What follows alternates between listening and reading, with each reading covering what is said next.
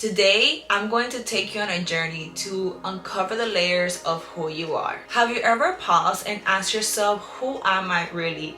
It is a question that can change everything, but yet we often avoid it. Hello, my name is Valerie. I empower people to live a life with purpose through the transformative power of crystal healing and holistic practices. If this sounds like you, please keep on watching.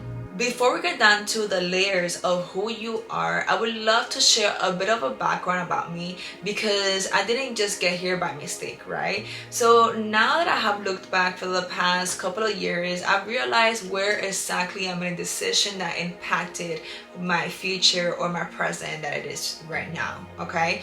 And this does not come naturally. This is something that you have to practice every single day. It is actually one of the biggest skills I always encourage people to learn, to be aware of your patterns, to be aware of your surroundings, because I've said this and I will say it again, life doesn't happen by mistake. It comes in patterns, it comes in cycles. So the first layer that I want to uncover about who you are is nurture versus nurture, because unfortunately genetics do play a role as well as your environment. When I say nature, I am talking about your genes, what comes from your family, what you are most likely to inherit because of your family.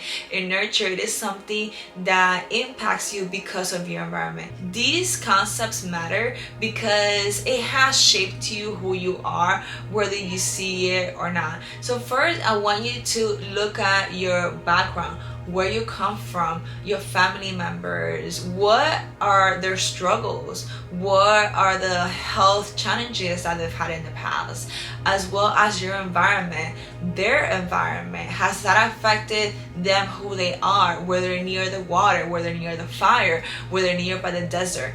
All these questions are important because, once again, this has shaped you as a child to who you are right now. The second concept that I want to talk about is the power of knowing yourself. There's this beautiful scene of Game of Thrones, if you're a fan, that I don't know his name exactly, but I know that it was to Jon Snow, and he told him to wear it as an armor because Jon Snow, he's a bastard, and if you don't have no idea what I'm talking about, please skip the step. But the concept, it is about wearing who you are as an armor, so no one can hurt you from it. And this is so powerful because once you know who you are, you break from the chains. I'm gonna say this again. Once you know who you are, you break from the chains. What chains?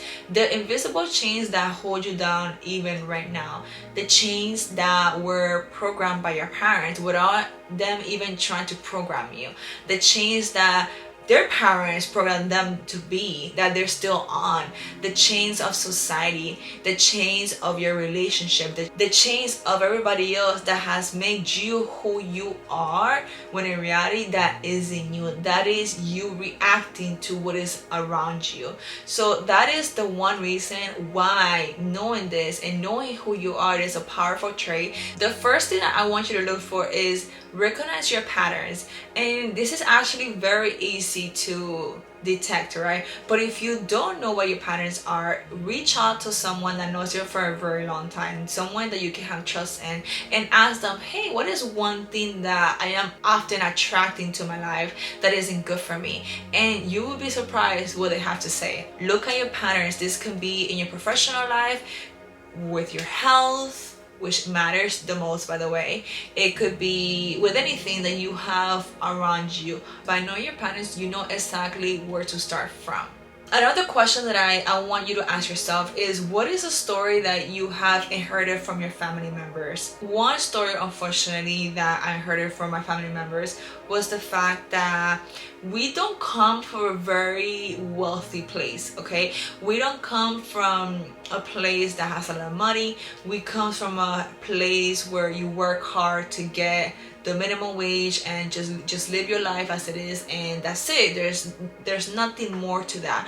So then what happens is, like, this is a story that has been life. I learned this since since I was a little girl with my mom. It was always work hard, we're not rich, we have to continue to work hard. And I refuse to believe that story because I've seen many people make it from nothing It could be many stories that have been told to you.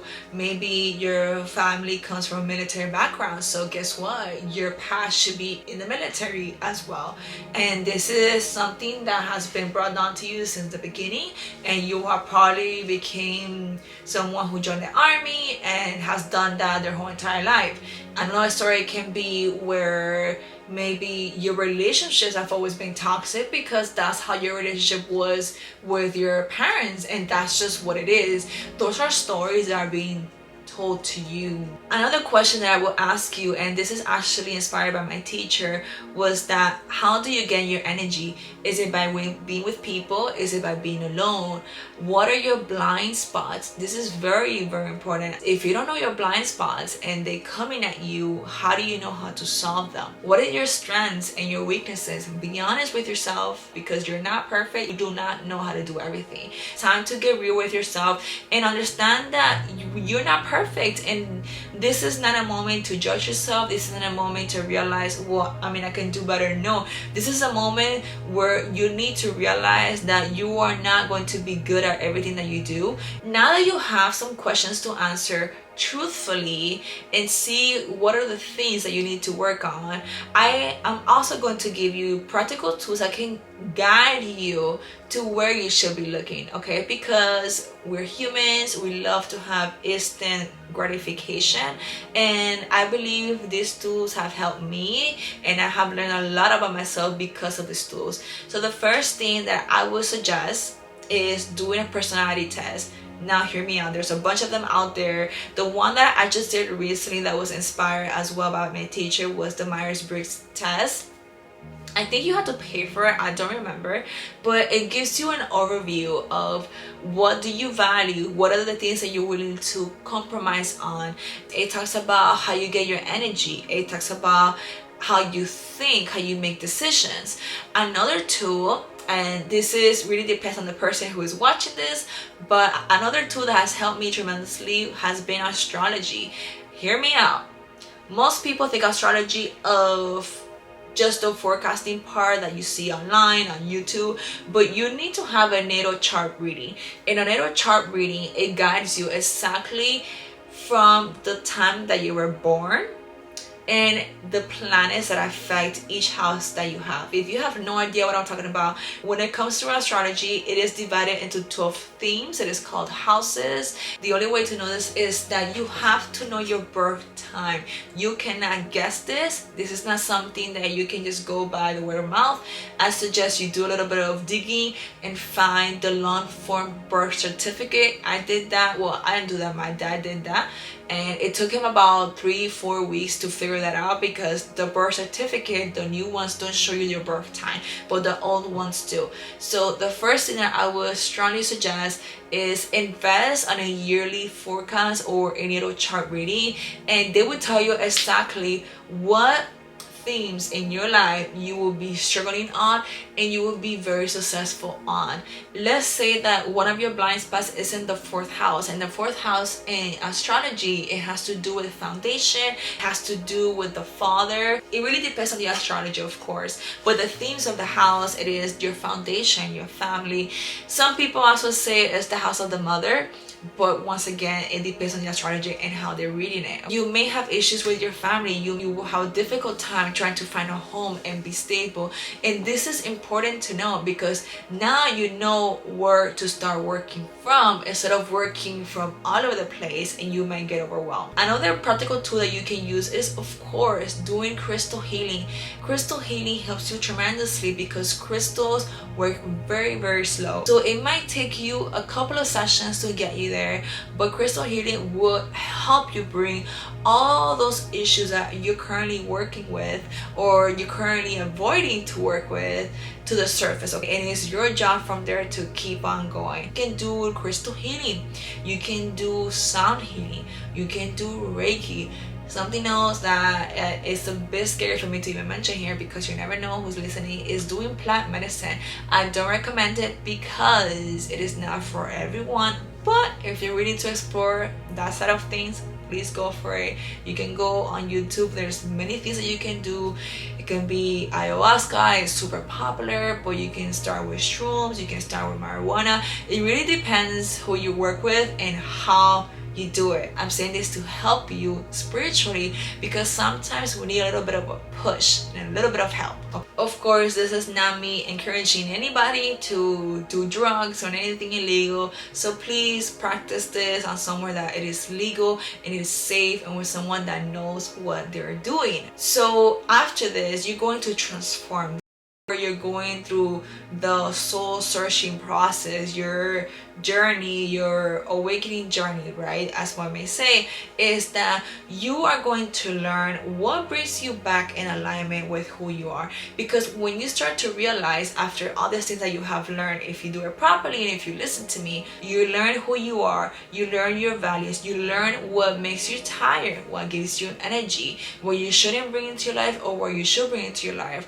And there's so many other areas that you will learn on your own. But then you start to realize that unless you are not doing those things, you will feel out of alignment. And the more that you do this, the less work you have to put in eventually. I've done this. At first I was very aggressive about it because I really wanted to break off the chains. I really wanted to be who I am authentically, not because of what people say, not because the way that I was born, not because of my family.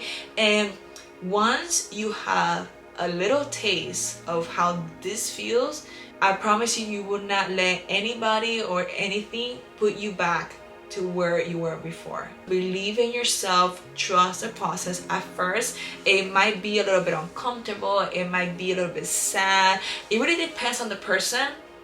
I've had some people that they have gotten really sad at first and then they feel very energized afterwards because you are detoxing. And this is not a one-time thing. I keep saying that, and it's very important, because what really inspired me this video was the fact that I kept seeing clients and after the sessions they felt great, but then they kept coming back with the same questions. Oh, but I still feel this way. Why is that? And unfortunately, I'm not a magician. I am not a therapist.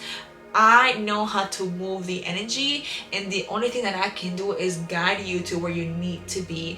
And the way to do this is to learn who you are, and by learning who you are, you know where the problem is coming from.